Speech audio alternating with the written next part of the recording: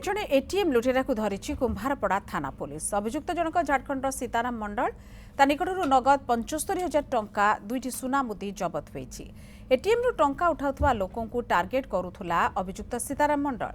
टंका उठाइबारे सहयोग करबा बहानारे चोरी करि नेउथुला एटीएम कार्ड आउ बेधड़क एटीएम रु टंका उड़ाई करुथुला अयसाराम।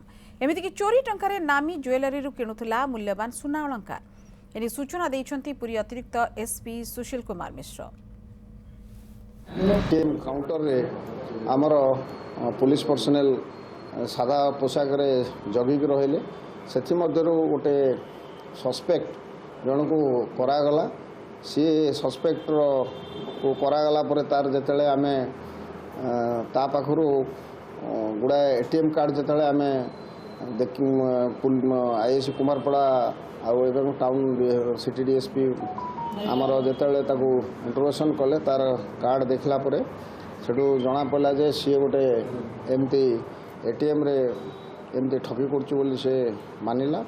प्राय ता पाखरु 17टी कार्ड 11टा कार्ड आपणकर 11टा एटीएम कार्ड आउ कैश प्राय 78,000 टंका आउ गोल्ड रिंग इत्यादि सबू ना याकर तो निहाती जहाँ जना पड़ुचे जे पूरा ग्रुप आसी थे कारण तार जो मोबाइल फोबाइल सीज होती तार सेटा देखिकी तार आम एनालिसिस करूँ आउ तार संगे किए अच्छी तार संगे आउ किए किए तार एकम्प्लाइज किए थे आसचंती तदंत चलिए।